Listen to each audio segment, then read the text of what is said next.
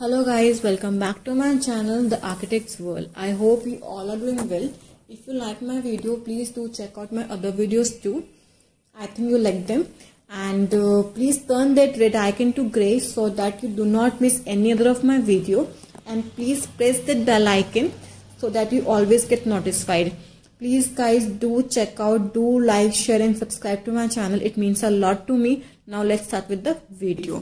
जो हमारा आज का टॉपिक है वो है स्टैंडर्ड्स ऑफ अ किचन. हम किचन के स्टैंडर्ड्स के बारे में बात करेंगे. उन्हें हम side by side he clear करते जाएंगे ताकि आपको ज्यादा अच्छे से क्लियर हो और उसको हम ऑन साइट और ऑन पेपर क्या डिफरेंस आता है वो आपको ज्यादा अच्छे से क्लियर हो पाए. जो हमारा पहला पॉइंट है वो है depth of a counter top. अब एक्चुअली वर्किंग स्लैब या काउंटर टॉप होता क्या है, वो दोनों एक ही चीज होती है जहाँ पे हम काम करते हैं. जो चीज आपको पॉइंट आउट भी हो रही है ऑन स्क्रीन पे उसको हम बोलते हैं वर्किंग स्लैब या फिर काउंटर टॉप. अगर हम इसकी बात ऑन पेपर करें तो ये ऑन पेपर होता है 24 फीट का. अब जब हम ऑन साइड अपना बेस कैबिनेट बनाते हैं, इसके नीचे जो वुडन वर्क होता है, जो भी कैबिनेट्स बनते हैं वो हमारे 24 इंच के ही रहते हैं. लेकिन जो हमारा वर्किंग स्लैब होता है वो थोड़ा सा ज्यादा प्लस में होता है अगर हम उसको ऑन साइड पे मेजरमेंट करें. उसका रीजन क्या होता है, जो ऊपर ग्रेनाइट लगता है उसे हम शेमफर्ड करते हैं ताकि जब बंदा काम करे तो वो उसके पेट पे या कहीं चुभे ना. तो जो हम शेमफर्ड करते हैं उसकी वजह से 1.25 इंची का फर्क आता है. तो आपको ऑन साइड थोड़ा सा एक्स्ट्रा मिलता है.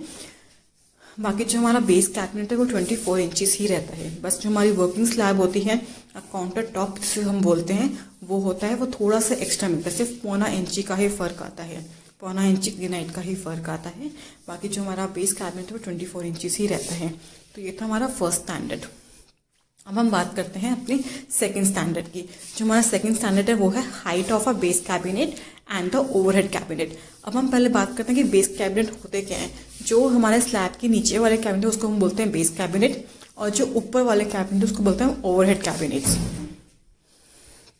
अब अगर हम बात करें इनके हाइट की तो जो फ्लोर लेवल होता है उससे जो मेरा वर्किंग स्लैब यानी कि जो मेरा काउंटर टॉप होता है उसकी हाइट होती है 2 फीट 9 इंचेस यानी कि 33 इंचेस. वो कैसे हम डिवाइड करते हैं, हमारी 4 इंची की स्कर्टिंग होती है. देन जो हमारा बेस कैबिनेट आता है वो होता है 2 फीट 3.5 इंच का. देन ऊपर काउंटर टॉप, हमारा काउंटर टॉप होता है 1.5 इंची का यानी कि ग्रेनाइट की डबल टक्कर लगती है. 1.25 इंची का ग्रेनाइट होता है, उसकी डबल टक्कर यानी कि 1.5 इंची का हो. उसके बाद हमने बेसिक टाइल्स लगाई 2 फीट की या 2 फीट 3 इंचेस की. और उसके ऊपर होता है हमारा ओवरहेड कैबिनेट, वो भी हम लेते हैं 2 फीट 3 इंचेस का. टोटल हाइट आती है 7 फीट 3 इंचेस. ये हमारा होता है स्टैंडर्ड. ये आपको ऑन साइड भी सेम ही मिलेगा. अब हम बात करते हैं depth of a overhead counter कि जो हमारे ऊपर वाले काउंटर्स होते हैं उसकी डेप्थ क्या होती है. अब ऊपर वाले काउंटर्स का मतलब क्या है, हमारे नीचे वाले काउंटर और ऊपर वाले काउंटर में फर्क होता है. जो हमारे नीचे वाले काउंटर होते हैं 24 इंचेस की डेप्थ होती है, लेकिन जो हमारे ऊपर वाले काउंटर्स होते हैं वो थोड़े से छोटे कम होते हैं. ऊपर वाले काउंटर कहाँ जो आपको पॉइंट आउट हो रहे हैं ग्रे कलर से हमने मार्क किए हुए हैं उसको हम बोलते हैं ओवरहेड काउंटर्स. ओवरहेड काउंटर्स या ओवरहेड कैबिनेट्स. वैसे ओवरहेड कैबिनेट्स होता है वो, बाय मिस्टेक मैंने काउंटर लिख दिया, कैबिनेट्स होता है. तो जो पॉइंट आउट हो रहे हैं ये होते हैं ओवरहेड कैबिनेट्स. ये हमारे प्लस में होते हैं यानी कि इनकी डेप्थ होती है 12 से 15 इंची. हमारे नीचे वाले कैबिनेट्स होते हैं 24 इंचेस और ऊपर वाले कैबिनेट्स होते हैं 12 से 15 इंच डेप्थ, ताकि बंदा खड़ा हो तो उसके सर में ना लगे, थोड़ा सा पीछे होता है. तो 12 से 15 इंच के फर्क में होता है. अब हम बात करते हैं space between hope and chimney. जो हमारा होप यानी कि जो हमारी गैस है और चिमनी के बीच में कितना स्पेस होना चाहिए ताकि जो हमारी चिमनी का सक्शन लेवल है वो काफी अच्छे से काम करे और ज्यादा से ज्यादा जो धुआं है वो अपने अंदर ले सके. तो हमारा जो होप होता है वो लगता है 2 फीट 9 इंचेस पे. उसके बाद हमारी स्लैब से कम 30 इंच का गैप होना चाहिए चिमनी में और हमारे होप में 30 इंचेस का गैप होना चाहिए.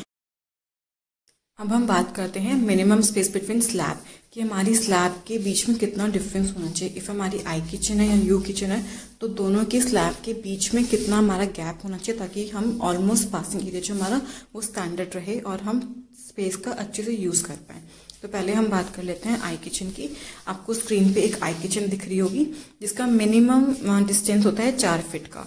एटलीस्ट 4 फीट का डिस्टेंस होना चाहिए ताकि जो पासिंग अगर दो लोग आपस में अपोजिटली काम कर रहे हैं एक दूसरे को, तो एटलीस्ट उनके बीच में जो पासिंग एरिया हो वो इतना हो कि एक बंदा, दो बंदे का खड़े भी हैं वर्किंग स्लैब के पास तो एक बंदा आसानी से क्रॉस कर जाए।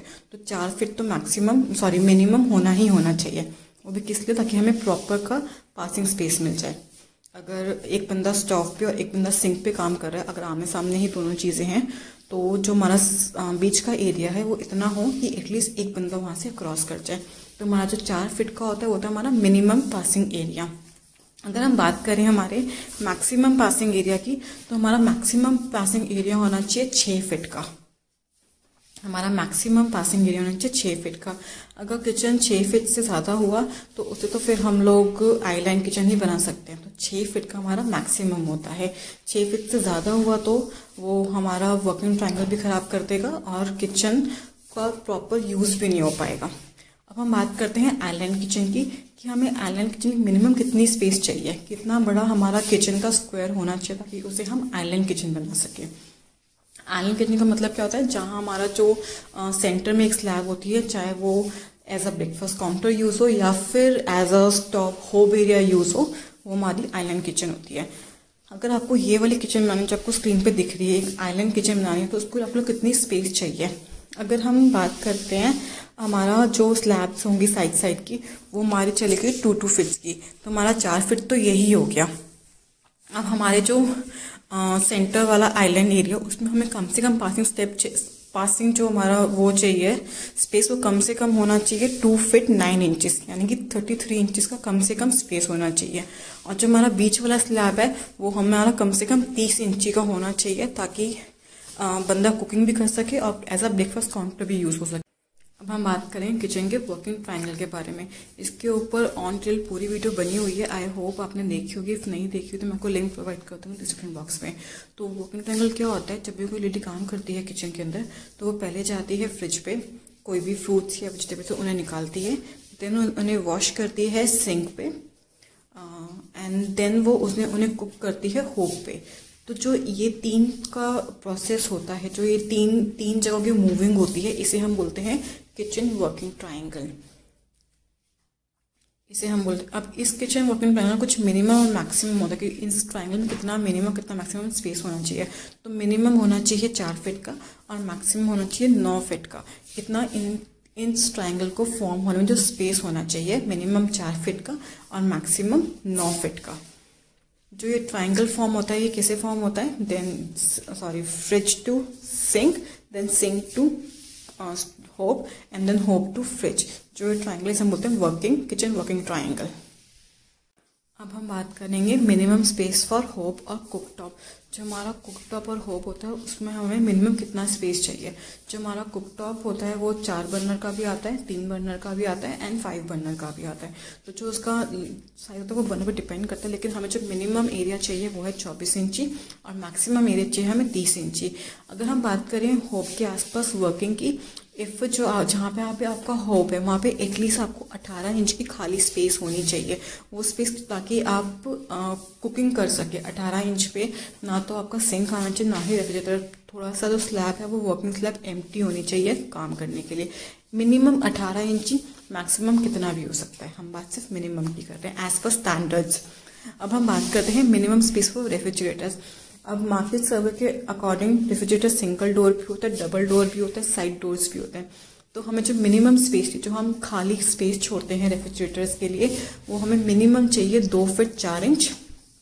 मिनिमम स्पेस चाहिए हमें 2 फीट 4 इंच और मैक्सिमम हमें चाहिए 3 फीट 6 इंच। जो हमारा साइड डोर होता है वो होता है 3 फीट 6 इंच का। इसकी हाइट की बात करें तो हमें मैक्सिमम छोड़नी होती है 3 फीट 6 इंच। इससे बड़ा फ्रिज नहीं होता, कुछ गैप भी रहना चाहिए। अगर हम बात करें स्पेस फॉर सिंक, अगर हम सिंक की बात करें, सिंक बहुत सारे टाइप के आते हैं। अगर हम मार्केट सर्वे करें तो सिंगल बाउल, डबल बाउल, काफ़ी सारे तरीके के सिंक आते हैं। बट एक चीज़ है, जो हमारा सिंक है उसके पास हमें मिनिमम 3 इंच का स्पेस खाली छोड़नी चाहिए, ताकि जो हमारा ग्रेनाइट है, आपको पता है कटिंग होती है उसके लिए, सिंक के लिए, ताकि वो रेस्ट कर सके, इसलिए हमें 3 इंच स्पेस हमें छोड़ना चाहिए। अगर हम बात करें डिश वॉशर की, तो डिश वॉशर अपने आप में बहुत बड़ा टॉपिक है। इसकी प्लम्बिंग, इसका वर्किंग, उसकी शायद एक अलग से वीडियो पक्का आएगी। लेकिन अगर इसकी बात करें इसके डेप्थ की, तो ये 2 फीट का होता है और जो इसकी डेप्थ होती है और जो ये प्लस में वो दोनों ही 2 फीट का होता है। अगर हम बात करें हाइट की तो ये थोड़ा सा ज़्यादा होता है, इसके ऊपर हम लोग वर्किंग स्लैब नहीं लेते। हम किचन्स के एसेसरीज के बारे में जल्दी से बात करेंगे, एक नई वीडियो पक्का आएगी इस टॉपिक के ऊपर, तो आप बने रहिएगा, वेट करिए मेरी नई वीडियो का। Till then thank you guys for your watching, thank you so much.